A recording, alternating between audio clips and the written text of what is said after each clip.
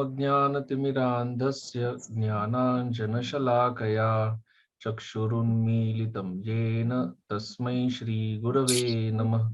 नमः ॐ विष्णुपादाय कृष्णप्रेष्ठाय भूतले श्रीमते भक्तिवेदान्त स्वामिन्निति नामिने। नमस्ते सारस्वते देवे गौरवाणी प्रचारिणे निर्विशेष शून्यवादी पाश्चात्य देशतारिणे। वाञ्छाकल्पतरुभ्यश्च कृपा सिन्धुभ्य एव च पतितानां पावनेभ्यो वैष्णवेभ्यो नमो नमः। जय श्री कृष्ण चैतन्य प्रभु नित्यानंद श्री अद्वैत गदाधर श्रीवासादि गौर भक्त वृंद। हरे कृष्ण कृष्ण कृष्ण हरे हरे, हरे राम राम राम हरे हरे। हरे कृष्ण। सभी भक्तों का भगवद गीता कक्षा में हार्दिक स्वागत है। हमारा विषय है दूसरा अध्याय, श्लोक क्रमांक 5। गुरु न हत्वा हि महानुभावान्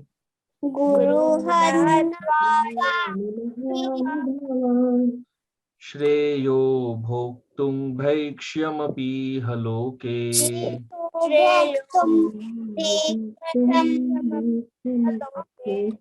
हत्वार्थकामांस्तु गुरूनिहैव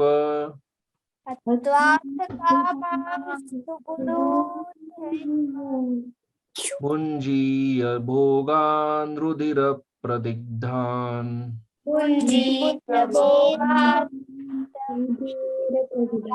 अभी हम इसका सब अर्थ सब समझने का प्रयास करते हैं। तो यहाँ पर कह रहे हैं श्रेयः। श्रेयः, श्रेयः मतलब यहाँ पर हो गया अधिक श्रेष्ठ। अर्जुन कह रहे हैं श्रेयः अधिक श्रेष्ठ। तो अब प्रश्न उठता है कि क्या अधिक किससे अधिक श्रेष्ठ है, किससे अधिक श्रेष्ठ है। तो यहाँ कह रहे हैं भोक्तुम श्रेयः, मतलब भोग करने से अधिक श्रेष्ठ है। भोग करने से अधिक श्रेष्ठ है। तो भोग करने से अधिक श्रेष्ठ क्या है? तो यहाँ कह रहे हैं भैक्ष्यम। समझ में आ रहा है ना? तो हम क्या बता रहे थे? श्रेयः मतलब अधिक श्रेष्ठ है, अर्जुन बोल रहे हैं। ठीक है, तो भोग किससे अधिक श्रेय है? भोक्तुम श्रेयः मतलब भोग करने से अधिक श्रेष्ठ है। ठीक है, तो भोग करने से अधिक श्रेष्ठ क्या है? भैक्ष्यं। भैक्ष्यं मतलब भिक्षा करना। तो ये अर्जुन का कहना है कि भिक्षा में जो मिला हुआ अन्न है वो भोग से प्राप्त किए हुए अन्न से अधिक श्रेष्ठ है मेरे लिए, ये कह रहे हैं। अच्छा ठीक है, तो अभी क्या करके भैक्ष्य, क्या करके भिक्षा? तो यहाँ कह रहे हैं अहत्वा। हाँ, अहत्वा। अहत्वा। ठीक है, अहत्वा मतलब नहीं मारकर। गुरून, देखो गुरून हत्वा है कि गुरून अहत्वा है? फर्स्ट लाइन देखो, संधि विच्छेद अहत्वा। हाँ, तो वो कह रहे हैं कि इनका हत्या नहीं करना, और इनका हत्या नहीं करके फिर हम जिएंगे कैसे? भिक्षा करके। क्योंकि इनका हत्या नहीं करेंगे तो ये लोग राजा बनेंगे, तो ये राजा बनेंगे तो हमारे पास कुछ नहीं रहेगा, तो हम क्या करेंगे? हम भिक्षा करेंगे। हाँ। तो इनको नहीं मारकर मतलब अहत्वा, इनको नहीं मारकर भिक्षा करना भोक्तुम श्रेयः। भोग, इनको मारकर जो भोग से हमको मिलेगा, इनका हत्या करके जो भोग होगा उससे इनका हत्या नहीं करके भिक्षा में प्राप्त अन्न श्रेष्ठ है। ठीक है, अच्छा तो अब प्रश्न है किसका अहत्वा? तो उत्तर दे ही दिया, गुरून अहत्वा। नहीं, यहाँ दिया ना गुरून, गुरून अहत्वा। हाँ, गुरून, गुरून मतलब यहाँ कौन हो गए? भीष्म पितामह और द्रोणाचार्य। हाँ, तो भीष्म और द्रोण जो गुरुजन है उनका अहत्वा, उनका हत्या नहीं करके और उसके बदले भिक्षा करना भोक्तुम से श्रेय है, भोग करने से बेहतर है, श्रेष्ठ है। ठीक है। अब ये जो गुरु है ये कौन है, ये कैसे है, महानुभाव है, महानुभाव है। तो आगे हम लोग समझेंगे इस सब का अर्थ क्या है, महानुभाव है। ठीक है।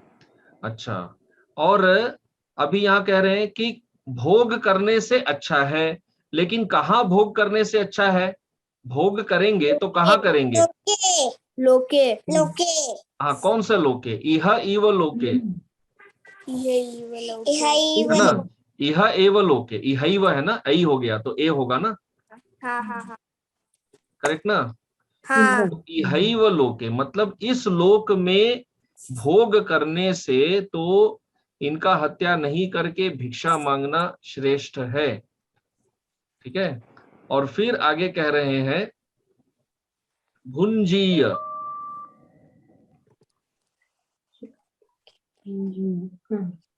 भुंजीय मतलब भोग करना, भुंजीय भोगना होगा, भुंजीय क्या भोग, क्या भुंजीय, भोगान भुंजीय, भोगान मतलब भोगों को भोगना, भुंजीय है क्रिया भोगना, और भोगान है भोग, विषय वस्तु। मतलब अर्जुन कह रहे हैं कि इनका हत्या करके जो राज्य मिलेगा ना, वो राज्य मेरे लिए केवल एक भोग है। तो ये जो भोग, इस राज्य का जो हम भोग करेंगे, हाँ क्या भोग करेंगे, देखिए यहां पर कह ही रहे हैं क्या भोग करेंगे, अर्थ कामान, अर्थ कामा, है ना, अर्थ कामान। ठीक है। हाँ अर्थ कामान मतलब अर्थ हो गया धन, और हाँ। कामान हमारी कामनाएं, इच्छाएं, हाँ। अर्थ कामान, इन सब को भोगना। ठीक है। फिर क्या, इन सब को भोगना कहाँ, इह इव, इह इव। ठीक है। हाँ इस लोक में, इस लोक में,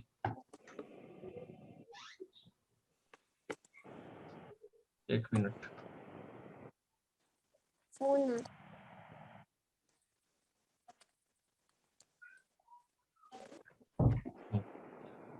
ठीक है, यह इव। अच्छा, तो इस लोक में अर्थ कामान, अच्छा क्या करके हम भोग करेंगे, हत्वा हत्वा, क्योंकि उनका हत्या जब तक नहीं करेंगे तब तक तो ये राज्य हमको नहीं मिलने वाला, उनका हाँ। हत्या करके भोग करेंगे। किनका हत्या, भैक्षम अरे भैक्ष्य तो भिक्षा है, भिक्षा का हत्या होगा क्या, महानु गुरुन गुरुन, देखो गुरुन 2 बार है यहाँ पर, हाँ है कि नहीं है, हाँ गुरुन, गुरुन अहत्वा, और यहाँ पर गुरुन इह इहैव, समझ में आ रहा है। हत्वार्थ कामांस्तु मतलब कि इनका हत्या करके अर्थ कामान, जो अर्थ वगैरह हम लोग प्राप्त करेंगे, किनका हत्या, गुरु का, और कहां पर भोग करेंगे, यह एव, इस संसार में भोग करेंगे, भोग जो करेंगे, ठीक है, वो भोग क्या रहने वाला है, रुधिर प्रदिग्धान, रुधिर प्रदिग्धान, रुधिर प्रदिग्धान का मतलब हुआ रक्त से सना हुआ, क्योंकि जब उनका हत्या करेंगे तो उनका खून बहेगा, रक्त बहेगा, तो वो जो भोग है वो रक्त से, खून से सना हुआ है। हाँ ठीक है। हरिणी बार बार मोबाइल के स्क्रीन पे क्या कर रही है, हाँ शांति से बैठ के, कर रही है, ऑन ऑफ, हाँ शांति से बैठ के सुनो, पीछे पीछे, हाथ हटाओ वहां से, स्क्रीन पे हाथ नहीं लगाना है बिना मतलब। ठीक है, इतना तक समझ में आया। तो अर्जुन यहाँ पर 2 चीजों को तुलना कर रहे हैं, कौन सा 2 तुलना कर रहे हैं, भोग और भिक्षा। ठीक है। भोग करने के लिए क्या करना पड़ेगा, हत्या, और भिक्षा करने, भिक्षा मतलब अहत्वा, तो हत्या नहीं करेंगे तो भिक्षा करना होगा, और हत्या करेंगे तो भोग मिलेगा। अब ये जो भोग मिलेगा, इस भोग में क्या है, मेरे गुरुजनों का रक्त है, उनका खून बहा के मैंने ये संसार प्राप्त, ये भोग प्राप्त किया है, ये उनका भाव है। तो उनका खून बहाकर भोग प्राप्त करने से तो मेरे लिए अच्छा है कि मैं क्षत्रिय होते हुए भी क्या करूं, भिक्षा ही करूं, उनको नहीं मारकर भिक्षा करूं। वो मेरे लिए क्या है, श्रेय। श्रेय मतलब बेहतर, अधिक श्रेय। श्रेष्ठ है। हाँ, अधिक श्रेष्ठ है। इतना तक समझ में आया? हाँ। तो अब जाते हैं थोड़ा डिटेल में। हाँ ठीक है। तो जो एक मिनट,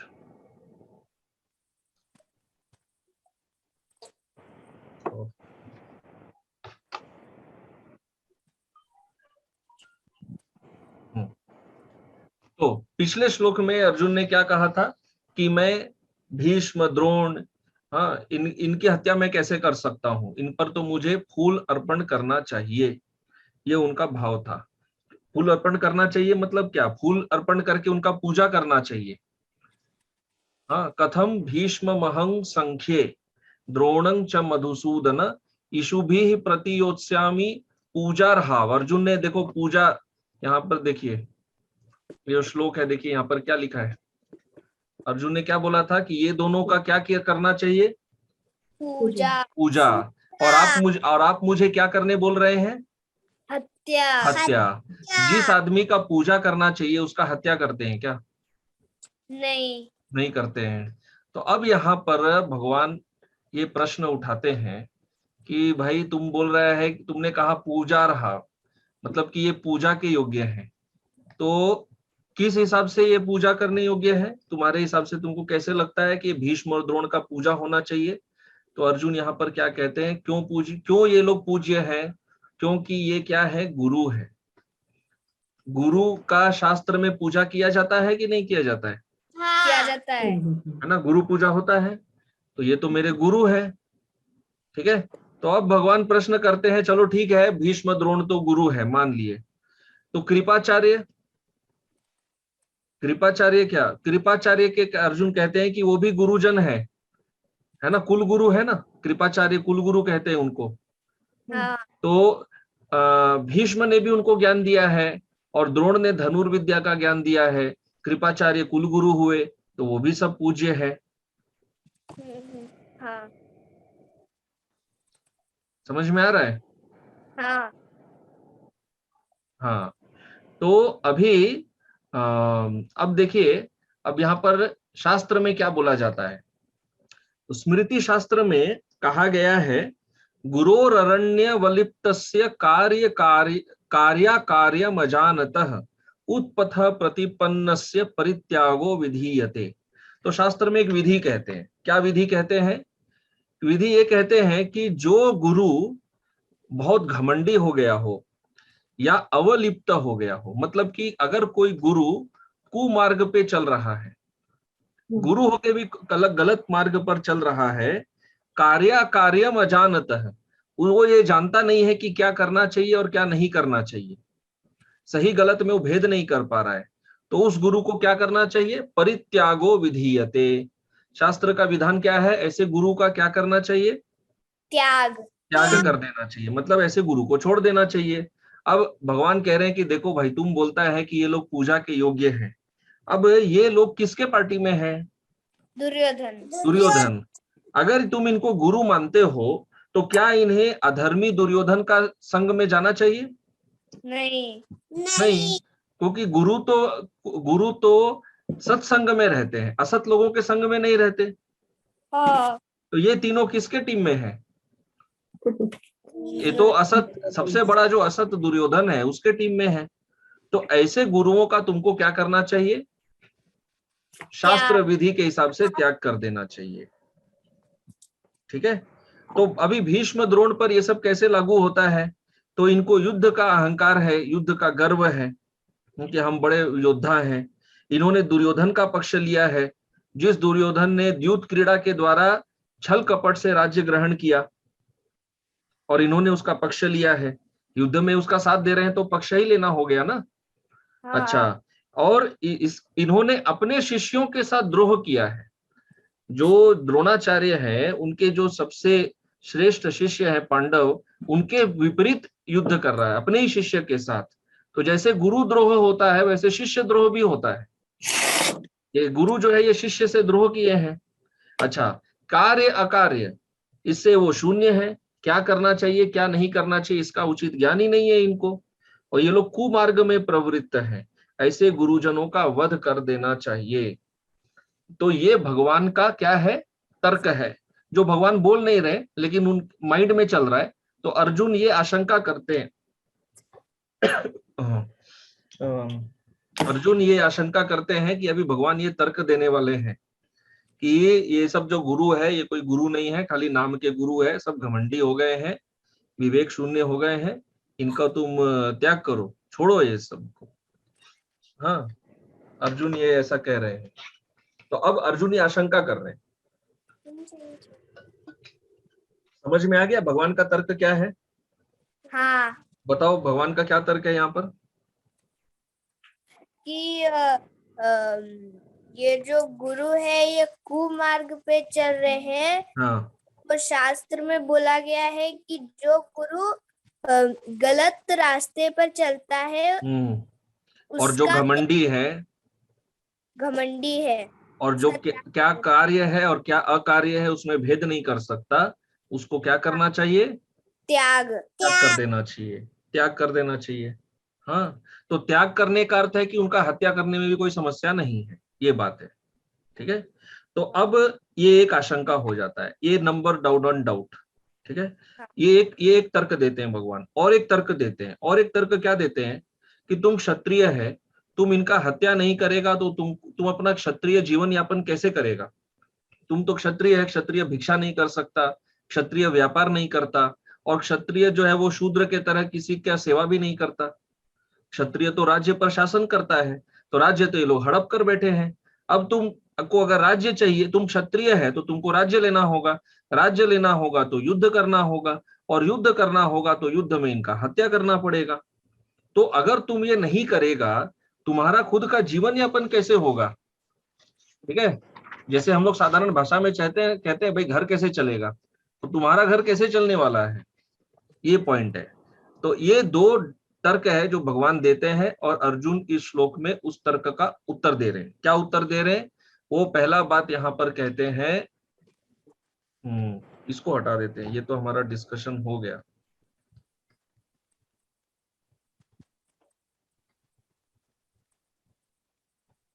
पहला तर्क अर्जुन क्या दे रहे हैं, वो कहते हैं महानुभावान। हाँ, आप कह रहे हैं, आप जो स्मृति शास्त्र से कह रहे हैं कि भाई ये ऐसे गुरुओं का त्याग कर देना चाहिए वगैरह, ठीक है, लेकिन ये भीष्म और द्रोण क्या है? महानुभावान। महानुभावान का अर्थ क्या होता है? महान प्रभावशाली, जिनका प्रभाव बहुत ज्यादा है समाज में, महान प्रभावशाली है, महानुभावान, महान अनुभव, बहुत अनुभवी है। ठीक है, तो अभी यहाँ पर टीकाकार कहते हैं कि किन चीजों में ये महानुभाव है, महाप्रभावशाली है? 5 चीजों में। एक है इनका अवस्था, एक है इनका पद, एक है इनका विद्या अध्ययन, मतलब प्रकांड पंडित है ये लोग, विद्या अध्ययन, और फिर है प्रज्ञा, प्रज्ञा मतलब इनका बुद्धि, और तपस्या, और अनुभव, सॉरी, अनुभव। ये सब में बहुत महान है ये। ठीक है, इनका पद बहुत महान है, इनका ज्ञान बहुत महान है, बहुत गुणी है, बहुत बड़े तपस्वी हैं, बहुत अनुभवी हैं। अच्छा, इतना ही नहीं, भीष्म देव में विशेष बात क्या है? उनको इच्छा मृत्यु प्राप्त है, वो ब्रह्मचारी है, सभी दृष्टि से महान है, उनको परमात्म तत्व का अनुभव है, और वो दूसरों को शिक्षा भी दे सकते हैं। तो आप जो कह रहे हैं, आपने जो श्लोक का उदाहरण दिया मतलब कि आशंका है ये, ऐसा भगवान कहेंगे कि यदि कोई गुरु हो और वो पाप के मार्ग पर चले, उसका त्याग कर देना चाहिए। अरे ऐसे भीष्म पितामह में तो पाप इनको छू भी नहीं सकता है। तो अर्जुन के हिसाब से इनके अंदर 4 मुख्य गुण है। कौन से 4 मुख्य गुण है? ये महत्वपूर्ण बात है।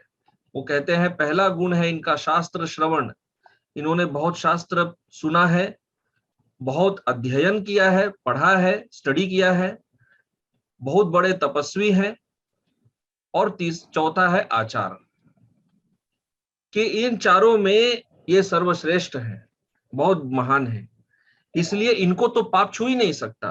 तो जो स्मृति शास्त्र का श्लोक आप कह रहे हैं वो इनके ऊपर लागू नहीं होता। आप कह रहे हैं कि कुमार्ग पर चले तो उनका त्याग कर देना चाहिए, बिल्कुल सही बात है, लेकिन ये उन कुमार्गों पर चलने वाले में से नहीं है, ये उस कैटेगरी में आते ही नहीं है। कौन? ये भीष्म द्रोण, इनके बारे में कह रहे हैं, ठीक है। तो ये एक बात हुआ। अभी यहां पर देखिए, यहां जो कह रहे हैं ना, ही महानुभावान, तो इसका और एक अर्थ होता है। और एक अर्थ क्या होता है? हिम, अगर इसको ऐसे जोड़ दिया जाए ही और म को, तो हिम बनता है। हिम, आप पता है हिम क्या होता है? जैसे हिमालय, स्नो, आइस। तो ये जो हिम है, ये हिम क्या होता है? जड़ होता है, कठोर रहता है। लेकिन जब सूर्य का प्रकाश, सूर्य का अग्नि यदि इसमें टच करे तो इसको पिघला देता है। तो और इसका और एक अर्थ क्या है कि ये जो भीष्म द्रोण है, इनका प्रभाव सूर्य अग्नि के जैसा है, तेजस्वी है, तो ये जड़ता को नष्ट कर सकते हैं, ये बहुत प्रभावशाली है। इसलिए आप जो अहंकार और पाप इत्यादि दोष बोल रहे हैं, वो दोष इनमें नहीं लगता है, इनमें वो लगता नहीं है। अभी अर्जुन और एक श्लोक का यहाँ पर ये देते हैं, प्रमाण देते हैं। तो श्लोक क्या कहता है? धर्म व्यतिक्रमो दृष्ट ईश्वराणां च साहसम तेजीयसांग दोषाय वहनो सर्वभुजो यथा। इसका अर्थ क्या है कि जो समर्थ पुरुष होते हैं, जो महान लोग होते हैं, कभी कभी ऐसा देखा गया है कि वो भी धर्म का उल्लंघन कर देते हैं, धर्म का नियम तोड़ रहे हैं, कभी कभी ऐसा दिखता है, लेकिन इससे उनमें कोई दोष नहीं लगता। दोष क्या नहीं लगता है? जैसे कि अगर कोई व्यक्ति कहे, जैसे मान लीजिए कहीं कुछ गंदा कचरा रखा हुआ है और अग्नि उसमें जलाया गया, तो अग्नि का जलाने से क्या अग्नि उसमें अपवित्र हो जाता है?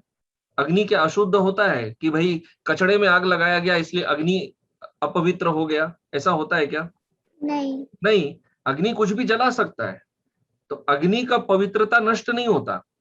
तो इसी तरह ऐसा लगता है, अर्जुन कह रहे हैं ऐसा लग रहा है कि भाई इन्होंने, ये भी किसी पापी के साथ है, ये भी कोई पाप आचरण में है, ये भी बड़े अहंकारी है। नहीं, ऐसा लगता है ये इतने महान है कि ये सारे पापों को भी नष्ट कर सकते हैं बल्कि। तो अर्जुन इनका इस तरह से गुणगान कर रहे हैं भीष्म द्रोण का, कि ये क्या है?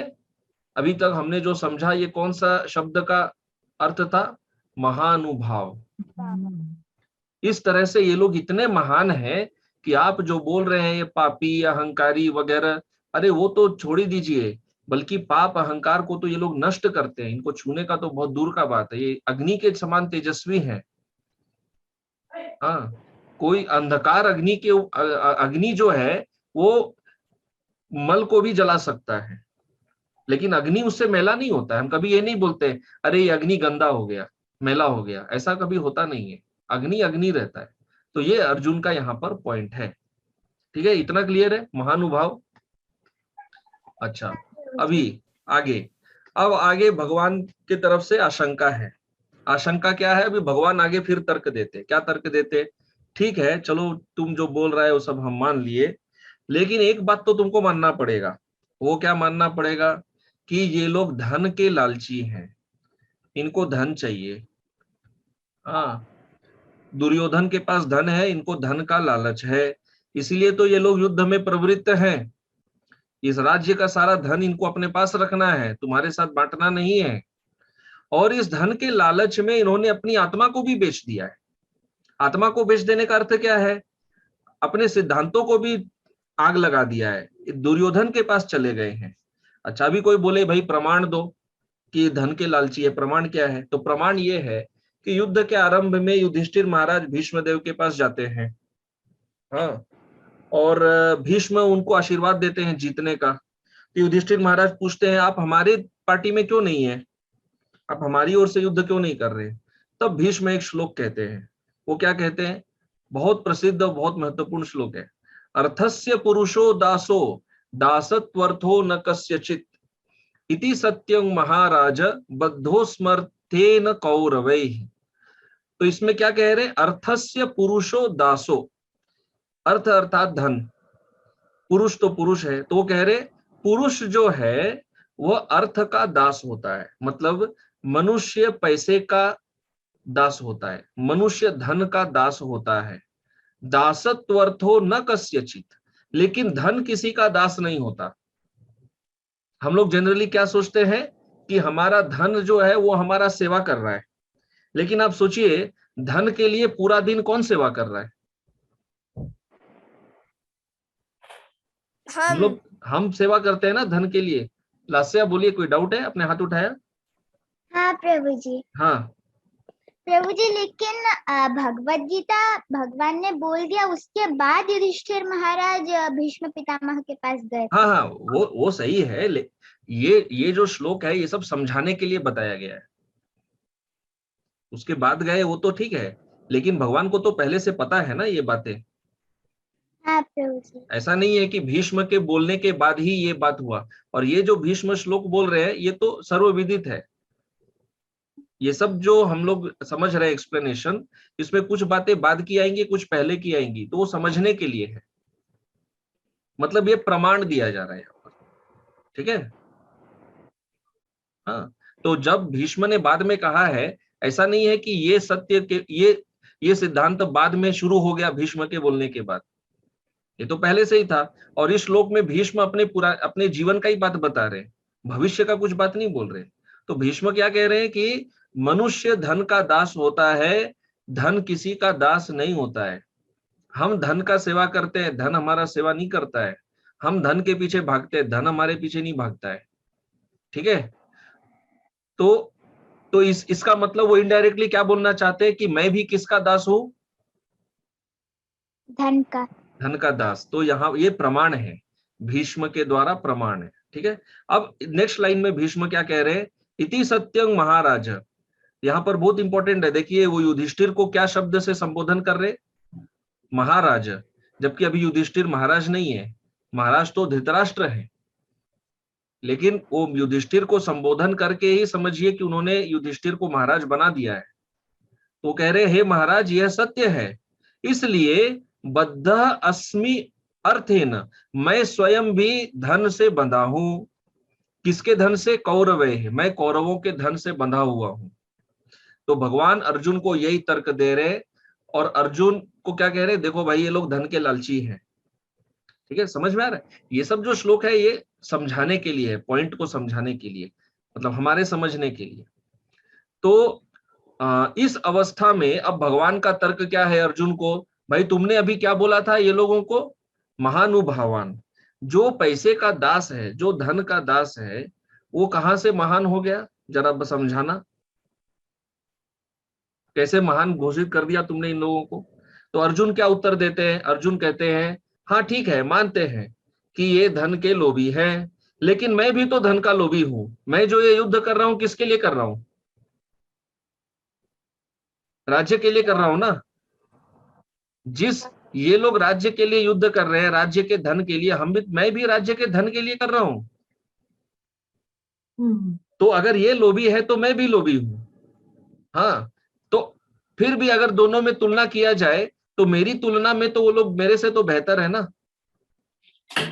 मेरे तो गुरु हैं। अगर ये भी मान ले कि वो लोभी है तो मैं भी लोभी हूं, तो वो तो बराबर हो गया। लेकिन वो मेरी तुलना में क्या है? गुरु है, पहला बात। दूसरा बात वो बोलते हैं अगर मैं आपका बात मान भी लूं, इनका हत्या कर भी, आप मेरे को ये बताइए इनका हत्या करके हमको मिलेगा क्या? चलिए ठीक है, मान लेते हैं कि हम युद्ध करेंगे, इनका हत्या करेंगे, क्या मिलेगा? तो अर्जुन क्या कहते हैं, इस श्लोक में हमको क्या मिलेगा? इस श्लोक में हमको तो केवल भोग मिलने वाला है, भोग, केवल भोग मिलेगा, ठीक है, इस लोक में। और परलोक में कुछ नहीं मिलने वाला, जीरो। अरे जीरो क्या, परलोक ही नहीं होने वाला। जो व्यक्ति अपने गुरु का हत्या करता है उसको क्या इस संसार से छुटकारा मिलेगा? बोलिए। नहीं। गुरु के हत्यारे का कभी मोक्ष हो सकता है? अरे गुरु का तो शब्द से अपमान भी नहीं करना चाहिए, पहले के श्लोक में हमने सीखा था। जिसको शब्द से भी अपमान नहीं करना चाहिए उसका हत्या करके आप हमको क्या सिखा रहे हैं? हमको मोक्ष मिलने वाला है। तो मैं तो इस लोक में भी मरूंगा, आगे भी। इस लोक में कैसे? केवल भोग मिलेगा, वो भोग से क्या लेना देना है? ठीक है, अर्जुन तो भक्त है ना, तो भक्त को भोग में रुचि नहीं होता। तो जिस चीज में कौरवों को बड़ा रुचि है अर्जुन के लिए वो बेकार है, वो केवल एक भोग है। तो वो इस लोक में तो मेरा उद्धार होने वाला है नहीं, भोग केवल भोग मिलेगा, और अगले लोक में अगला लोक भी मेरे नहीं होने वाला, मतलब मेरा पतन होगा, मैं नरक में जाऊंगा। सिंपल बात ये है उनका। गुरु का हत्या करके मेरा नरक का दरवाजा बहुत बढ़िया से खोल रहे हैं, ये पॉइंट है। तो भगवान कह रहे हैं भाई ठीक है, चलो तुमको अगले जन्म में तुम्हारा पर मोक्ष नहीं होगा वगैरह नहीं होगा, कम से कम इस लोक में भोग तो मिलेगा। तुमने स्वीकार किया ना खुद से, अर्जुन खुद कहे कि नहीं कि इस लोक में क्या मिलेगा हमको? भोग मिलेगा। तो अर्जुन भगवान कह रहे चलो ठीक है भाई, भोग तो मिलेगा ना। तो ऐसे कैसे बोल रहा है कि तुमको कुछ भी नहीं मिलेगा युद्ध करके? मान लिया कि तुम्हारा मोक्ष नहीं होगा, मान लिया मतलब केवल तर्क के लिए, हाँ, ये सिद्धांत नहीं है गीता का, तर्क के लिए सब बातें कह रहे। अगर मान भी ले तुम्हारा मोक्ष नहीं होने वाला, कम से कम इस श्लोक में तुमको भोग तो मिलने वाला है। यहाँ अर्जुन स्वयं कह रहे हैं ना भोगान, तुम खुद ही तो बोला है कि भोग मिलने वाला है। तो अर्जुन क्या कह रहे हैं? नहीं नहीं नहीं, अगर ये भोग शुद्ध होता तो मैं स्वीकार कर लेता। आप बोल रहे हैं कि भोग मिलेगा, लेकिन उस भोग में भी तो प्रॉब्लम है। तो वो भोग जो मिलेगा वो भोग शुद्ध नहीं है, वो भोग अशुद्ध है। अशुद्ध कैसे है? रुधिर प्रदिग्धान, रुधिर मतलब मेरे गुरुजनों के खून से सना हुआ भोग मिलेगा। ऐसा भोग हम कैसे स्वीकार करेंगे? अगर भोग शुद्ध होता तो कोई प्रॉब्लम नहीं था। प्रॉब्लम मतलब ऐसे तो भोग में मुझे रुचि नहीं है, लेकिन फिर भी शुद्ध हो तो चलिए ठीक है, मैं उसे स्वीकार कर सकता हूँ। ये जो भोग है ये तो गुरुओं को मार कर मिलेगा, उनका खून बहा के मुझे ये भोग मिलने वाला है।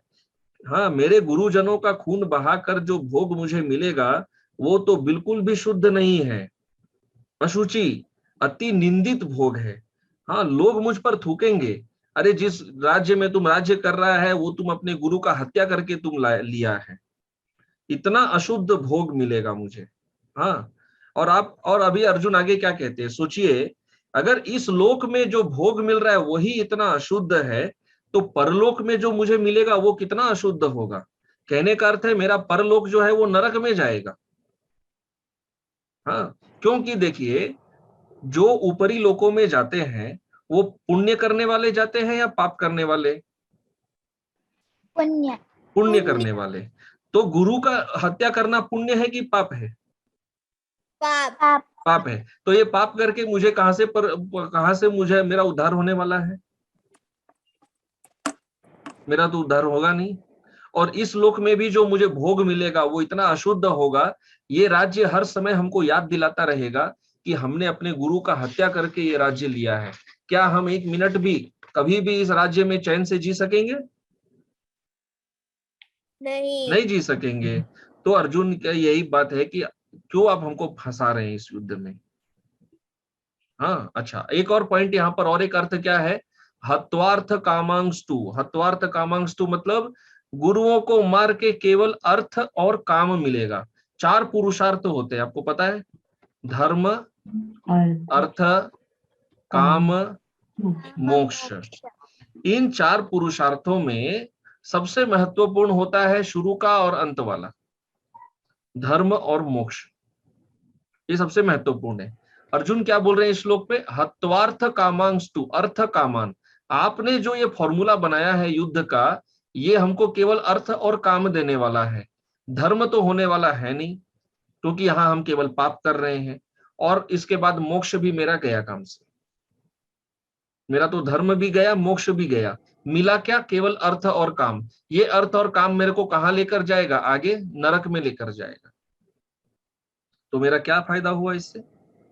कुछ फायदा नहीं हुआ। हाँ, तो आप देखिए हम लोग कई बार अर्जुन के तर्कों को ऐसे ही उड़ा देते हैं। फर्स्ट चैप्टर है ये, फर्स्ट चैप्टर और सेकंड चैप्टर का थोड़ा स्टार्टिंग का, वो ठीक है, अर्जुन कुछ 5-6 तर्क दे रहे हैं, भगवान ने काट दिया, अब वो भगवान है, काट दिए, कोई और होता काट नहीं पाता अर्जुन के तर्कों को।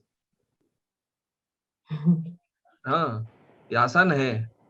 सोचिए, गुरु का हत्या करना कितना बड़ा तर्क दे रहे हैं, कौन किसको काट पाएगा ये इस तर्क को? कितना बड़ा बात है। हाँ, भीष्म पितामह, देवता भी जिनका पूजा करते हैं उनको मारने बोला जा रहा है, गुरु को, गुरुओं का पूरे खानदान को मारने बोला जा रहा है। ऐसे तर्कों को अर्जुन को जो दे रहे हैं उसको कौन काट सकेगा?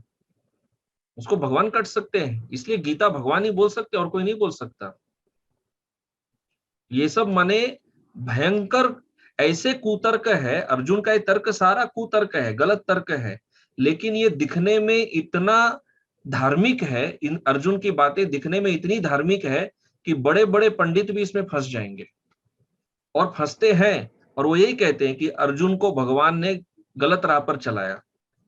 अर्जुन एकदम ठीक कर रहा था लेकिन भगवान ने अर्जुन का दिमाग घुमा दिया। इसका मतलब वो भी अर्जुन के तर्कों में फंस गए हैं और भगवान का तर्क को नहीं समझ पा रहे। बड़े बड़े लोग फंस जाते हैं। तो खैर, अच्छा, अब अर्जुन आगे और क्या तर्क दे रहे हैं? हाँ, बहुत एक से खतरनाक तर्क दे रहे हैं। अभी आगे क्या कह रहे हैं? अभी आगे वो कहते हैं कि भोग तो हमको तब मिलेगा जब हम विजयी होंगे, इस युद्ध में जीतेंगे तभी तो भोग मिलेगा, है कि नहीं? लेकिन इस युद्ध में विजयी होना कठिन है। सामने कौन है? भीष्म है, द्रोण है, हाँ, उसमें संशय है, और दोनों पक्षों में कौन श्रेष्ठ है वो भी हमारा अभी तक क्लियर नहीं है। कौन श्रेष्ठ है बोल नहीं सकते, और अगर पराजय हो गया तो क्या होगी? मृत्यु हो जाएगी, है ना?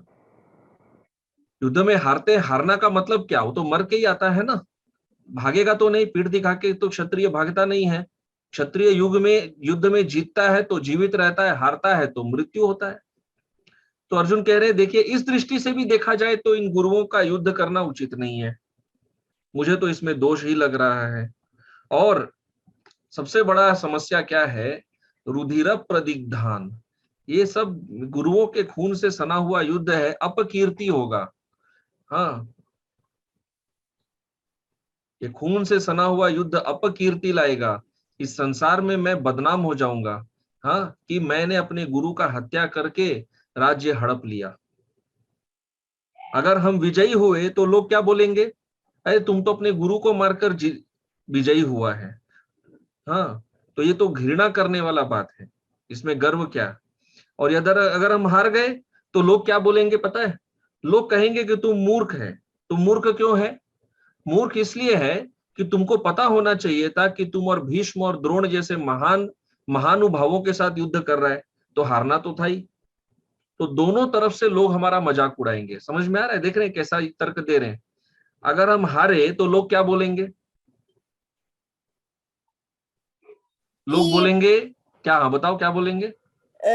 ये लोग मूर्ख थे, ये लोग को भीष्म और द्रोण से युद्ध क्यों करना था, वो लोग इतने शक्तिशाली है। हाँ, तो इन्होंने अपने मृत्यु को अपना अपना पैर पे कुल्हाड़ी मारा, यही मूर्ख होता है। हाँ, है कि नहीं? ये मूर्ख होता है ना? हाँ। यदि कोई खरगोश शेर को जाके मारने का कोशिश करे तो खरगोश को मूर्ख बोला जाएगा या बुद्धिमान बोला जाएगा? मूर्ख। हाँ, तो बोल रहा है अगर हम हारेंगे तो लोग क्या बोलेंगे? अरे तुम बेवकूफ है, इनके साथ भिड़ना ही क्यों था? अरे जिसके पास इच्छा मृत्यु का वरदान है उसको तुम कैसे मार सकता है? इसलिए तुम हार गया।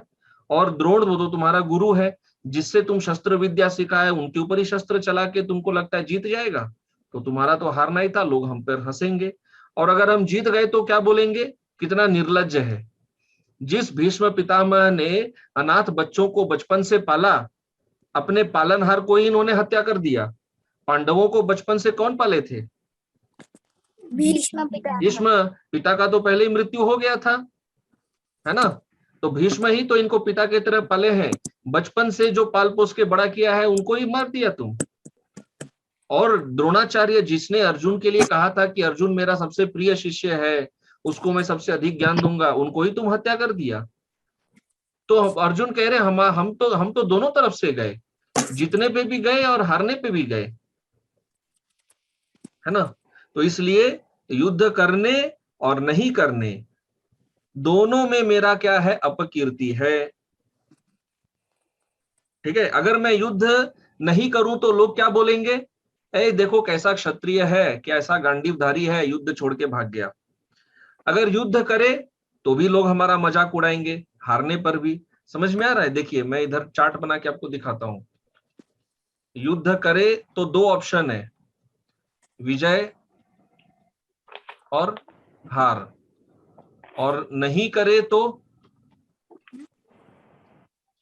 अगर नहीं करे तो लोग क्या तर्क देंगे, क्या बोल के हंसेंगे? कि ये कितना कायर है, गांडीवधारी, ऐसे भाग गया। हाँ, और अगर करे तो जीतने पर भी लोग हमारे से घृणा करेंगे। अपने गुरु का, अपने दादा को मार के युद्ध लिया, राज्य लिया है, और हार गए तो क्यों हंसेंगे कि मूर्ख है, लड़ना ही क्यों था, युद्ध करना ही क्यों था। ठीक है, तो अब अर्जुन देखिए क्या लॉजिक दे रहे हैं। अब अर्जुन लॉजिक ये देते हैं कि देखो भाई, अगर हम ये युद्ध करें, हाँ, अगर हम विजयी होते हैं तो हमारा परलोक का क्या होगा? पतन हो जाएगा, परलोक से पतन हो जाएगा हमारा। और अगर हम नहीं करते हैं तो क्या होगा? इसी संसार में बदनाम होंगे। हाँ। युद्ध नहीं करने से इस जीवन में हम बदनाम होंगे, हमारा परलोक नहीं डूबेगा। हाँ। लेकिन युद्ध करे तो हमारा परलोक ही डूब जाएगा। इसका हाँ। मतलब आप देखिए, अर्जुन भी अच्छा दूर का दृष्टि से ही सोच रहे हैं, है ना?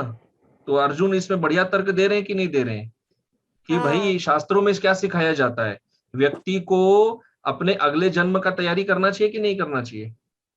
करना हाँ, चाहिए। मनुष्य जन्म अगले जन्म की तैयारी के लिए है, आपने ही शास्त्रों में सिखाया है, और मैं वही कर रहा हूँ। यदि मैं ये युद्ध करूं तो मेरा अगला जन्म नरक में बीतेगा, और मैं युद्ध ना करूं तो ये जीवन कष्ट से जाएगा, लेकिन अगला जीवन सुधरेगा।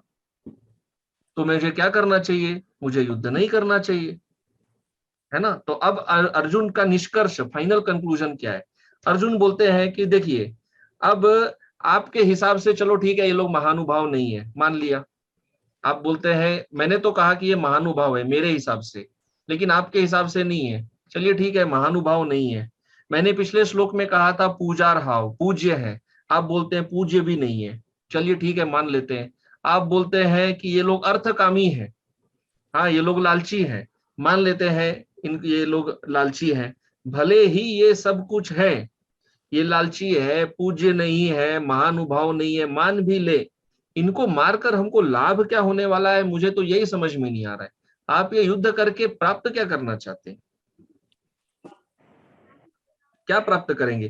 केवल इस जीवन में थोड़ा सा भोग, इतना ही, केवल थोड़ा सा भोग के लिए आप ये युद्ध हमसे करवा रहे हैं, और वो भोग इनका अपने गुरुजनों को मारकर थोड़ा सा जीवन का भोग के लिए आप हमको करा रहे हैं। जैसे कि भक्त लोग जब किसी अभक्त को प्रचार करते हैं, हम लोग क्या बोलते हैं, शास्त्रों का क्या ज्ञान देते हैं कि इस जीवन के भोग के पीछे हमें नहीं भागना चाहिए, है ना? हमें परमात्मा की प्राप्ति के लिए प्रयास करना चाहिए, हमें मोक्ष के पथ पर चलना चाहिए, हमें भगवान का भक्ति करना चाहिए, हमें भोग विलास में लिप्त नहीं होना चाहिए। तो अर्जुन यही लॉजिक भगवान के ऊपर लगा रहे हैं। अर्जुन भगवान को यही लेक्चर दे रहे हैं कि ये भोग विलास में आप हमको काहे को फंसा रहे हैं। मैं भोग में रुचि नहीं रखता, मैं मोक्ष में रुचि रखता हूं। मुझे मोक्ष चाहिए, भोग नहीं चाहिए। और आप हमको क्या दे रहे हैं? भोग। आप हमको भोग दे रहे हैं। और शास्त्र में आपने क्या सिखाया है? कि भोग नहीं करना चाहिए, भोग नहीं करना चाहिए, मोक्ष प्राप्ति के लिए प्रयास करना चाहिए। और चार पुरुषार्थों में अंतिम पुरुषार्थ क्या है? मोक्ष। तो मैं तो पुरुषार्थ के ही प्राप्ति का प्रयास कर रहा हूं, और आप हमको उल्टा रास्ते पर चला रहे हैं। शास्त्र में आप एक बात सिखाते हैं और करवा रहे हैं हमसे पाप। शास्त्र में अपने पाप से दूर रहना सिखाया, और इधर तो आप हमको सबसे बड़ा पाप करा रहे हैं, वो भी गुरु का हत्या, इतना बड़ा पाप। खुद तो आप गुरु का पूजा किए, आपने अपने गुरु का सेवा के लिए गुरु के मृत पुत्र को ले आया यमराज से, और मेरे को बोलते हैं अपना गुरु का हत्या करो। ये किस टाइप का लॉजिक हुआ? हाँ, देख रहे हैं भगवान का किस तरह से उल्टा पासा चला रहे हैं। हाँ। मतलब भगवान के सामने क्या सिद्ध कर रहे हैं कि आप शास्त्र में जो बोलते हैं मेरे को पूरा उल्टा रास्ता दिखा रहे हैं। मतलब शास्त्र विरुद्ध आचरण करने का आप हमको शिक्षा दे रहे हैं। है ना? हाँ। ठीक है, तो ये तर्क अर्जुन यहाँ पर भगवान को दे रहे हैं। तो अभी बलदेव विद्याभूषण जी ने इसको एक सिस्टमेटिक, एक स्टेप वाइज समझाया है। वो उतना हम समझाकर फिर यहाँ पर आज के लिए विराम देंगे। तो वो क्या समझाते हैं? वो समझाते हैं, पॉइंट नंबर 1 क्या है? भगवान अर्जुन से ये पूछते हैं कि भाई अर्जुन बताओ, राज्य के बिना तुम्हारा जीवन निर्वाह कैसे होगा? अगर तुम ये राज्य नहीं लेगा तो तुम जीवन में खाएगा पिएगा कैसे? तो अर्जुन क्या उत्तर देते हैं, अभी आप बताइए इस श्लोक में। भैक्ष्यम। भैक्ष्य, वेरी गुड, भिक्षा। ठीक है, कोई बात नहीं, राज्य नहीं रहेगा, भिक्षा। 12 साल जब हम लोग वनवास में थे तो हमने क्या किया था? भिक्षा। हम क्या, भिक्षा। हमारे पास कोई राज्य था? तो हमें तो एक्सपीरियंस है वन में रहने का। वन में रहने का हमारे पास 12 साल का अनुभव है कि नहीं है? है। हाँ, तो हम लोग आगे भी वैसे रह लेंगे, क्या प्रॉब्लम है? कोई प्रॉब्लम नहीं। अभी भगवान अगला तर्क काटते हुए देते हैं। भगवान क्या कहते हैं? लेकिन तुम क्षत्रिय है, क्षत्रिय तो भिक्षा नहीं मांग सकता। तो अभी ये तो भगवान भी वापस बढ़िया लॉजिक दे दिए कि तुम क्षत्रिय, तुम भिक्षा नहीं मांग सकता। तो अर्जुन कहते हैं हाँ बिल्कुल सही बात है कि क्षत्रिय भिक्षा मांगेगा तो भी उसका निंदा होगा, लेकिन क्षत्रिय गुरु का हत्या करेगा तो भी निंदा होगा। अब ये आप बताइए, अर्जुन भगवान से कह रहे हैं कि भिक्षा मांगने से निंदा होना अच्छा है कि गुरु का हत्या का निंदा अच्छा है? भिक्षा। दोनों का। भिक्षा। हाँ, निंदा तो मेरा होने वाला है, अभी तो मैं फंस गया हूं। अर्जुन कह रहे मैं तो फंसा हूं। अब निंदा तो मेरा होने वाला है। अभी पॉइंट ये है कि छोटा निंदा ले कि बड़ा निंदा ले। छोटा निंदा क्या है? भिक्षा मांगना। बड़ा निंदा क्या है? गुरु का हत्या करना। तो ठीक है, भिक्षा ही मांग लेंगे, वो निंदा मैं सहन कर लूंगा। गुरु की हत्या का निंदा वो सहन नहीं कर सकता, वो नहीं होगा मुझसे। ठीक है, तो लेकिन भगवान अभी और एक तर्क क्या देते हैं? अरे तुम भिक्षा मांगेगा तो पूरा संसार तुम्हारे ऊपर हंसेगा। जो अर्जुन का गांडीव का डंकार से लोग कांप जाते थे, वो अर्जुन घर घर भिक्षा मांग रहा है। तो भगवान क्या कह रहे हैं कि तुम्हारा जो ये जीवन है वो जीवन दुख से भर जाएगा भिक्षा करने से। क्यों दुख से भरेगा? भिक्षा मांगने का दुख नहीं, लेकिन जब लोग तुम्हारे ऊपर हंसेंगे, तुम्हारा मजाक उड़ाएंगे, तुम्हारा निंदा करेंगे, वो तुमको बहुत कष्ट देगा। तो अर्जुन क्या कहते हैं? हाँ वो कष्ट देगा, लेकिन केवल एक जीवन में। लेकिन गुरु का हत्या करने से कहाँ कष्ट मिलेगा, इस लोक में कि परलोक में? परलोक। परलोक परलोक में। में। तो परलोक को नष्ट करना अच्छा है कि इस जीवन को नष्ट करना? इस जीवन। हाँ, परलोक को नष्ट करने से तो यही जीवन नष्ट कर देना अच्छा है। तो मुझे मुझे मंजूर है, मैं भिक्षा करके निंदा सहन करने तैयार हूं, लेकिन मैं अपने परलोक को नष्ट नहीं करना चाहता। क्यों? गुरु का हत्या करने से परलोक नष्ट होता है। तो अब भगवान क्या कहते हैं? भाई तुम किस गुरु का बात कर रहा है? ये भीष्म और द्रोण तो गुरु है ही नहीं। भगवान वापस उल्टा पासा मारते हैं कि तुम कौन से गुरु का बात कर रहे हो? तुम बोल रहे गुरु का हत्या से परलोक नष्ट होता है, लेकिन मैं कहता हूं कि ये गुरु ही नहीं है, ये गुरु कहलाने के योग्य है ही नहीं। तो अर्जुन कहते हैं गुरु कह, स्ट्रिक्टली स्पीकिंग गुरु हो सकता है ना हो, लेकिन ये महानुभाव तो है। महानुभाव मतलब बड़े तेजस्वी हैं, और तेजस्वी लोगों को दोष छूता नहीं है, पाप नहीं छूता। जैसे कि कोई भी बड़ा से बड़ा मल अग्नि को मैला नहीं कर सकता, अग्नि कभी मल से मैला नहीं होता। इसी तरह ऐसे महानुभाव भीष्म द्रोण जैसे, वो पाप से दोषी नहीं होते। तो ठीक है, अभी भगवान वापस उल्टा, भगवान अभी अपना लॉजिक देते हैं। चलो ठीक है, मान लेते हैं महानुभाव है, लेकिन मेरे हिसाब से एक्चुअली महानुभाव नहीं है, ये लोग अर्थकामी है, धन के लोभी है, लालची है। तो अर्जुन कहते हैं मान लेते हैं लोभी है, लालची है, लेकिन लोभी और लालची होते हुए भी क्योंकि मुझसे श्रेष्ठ है, हाँ, इसलिए इनका हत्या करके मुझे परलोक तो नहीं मिलने वाला, परलोक नहीं मिलने वाला है। तो भगवान क्या कहते हैं? अगर परलोक नहीं भी मिला, इस लोक में क्या मिलेगा? कम से कम इस भोग। लोक में भोग मिलेगा। तो भोग लेने में तुमको समस्या क्या है? तो अर्जुन का समस्या क्या है कि ये भोग क्या है? रक्त रंजित। अशुद्ध। ये भोग शुद्ध नहीं है, रक्त रंजित। बिल्कुल सही कहा, रक्त रंजित, रक्त रंजित है। तो भगवान क्या कहते हैं ठीक है, रक्त रंजित है, लेकिन ये सब अहंकारी हैं। ये भीष्म द्रोण को बहुत अहंकार है, कई चीजों का अहंकार है। तो अर्जुन अंतिम तर्क क्या देते हैं, वो अहंकारी हो, वो लोभी हो, वो आपके हिसाब से गुरु ना हो, महानुभाव ना हो, जो भी हो, भाई मेरे लिए तो आदर के पात्र हैं, हम इतना जानते हैं। मेरे जीवन में उनका बहुत सारा योगदान है, इसलिए वो मेरे आदर के पात्र हैं। और आदरणीय व्यक्ति का हत्या करने से परलोक नष्ट होता है, इसलिए इस युद्ध में मुझे कोई लाभ नहीं दिखता है। इस जीवन में जो भोग मिलेगा वो रक्त रंजित होगा, परलोक मेरा नरक में बीतेगा। तो ऐसा युद्ध में मुझे कहीं कोई लाभ नहीं दिख रहा है, इसलिए मैं युद्ध नहीं करना चाहता। ठीक है, क्लियर है? श्लोक क्लियर? हाँ, तो अर्जुन ने क्या कहा, गुरु न हत्वा ही महानुभावान श्रेयो भोक्तुम भैक्ष्यमपीह लोके। कि श्रेय क्या है, भोग से श्रेय क्या है, भैक्ष्य, भिक्षा भोग से श्रेष्ठ है। हत्वार्थ कामांस्तु गुरुनि हैव भुंजीय भोगान रुधिर प्रदिग्धान। ये बहुत इनका पावरफुल पॉइंट है, ये रक्त रंजित वाला पॉइंट।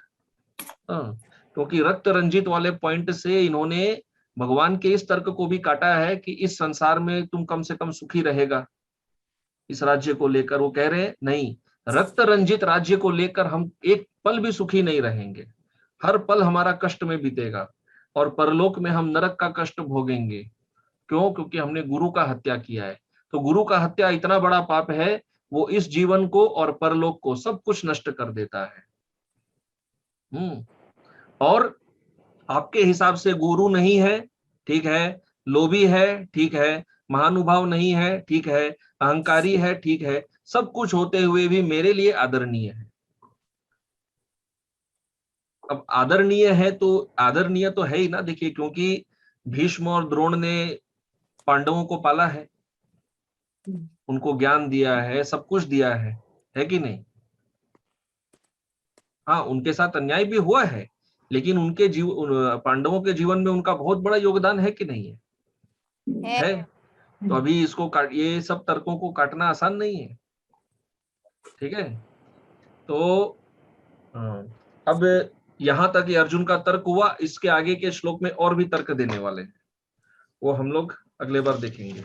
ओके, धन्यवाद। श्रील प्रभुपाद की जय, श्रीमद् भगवद गीता की जय। हरे कृष्ण।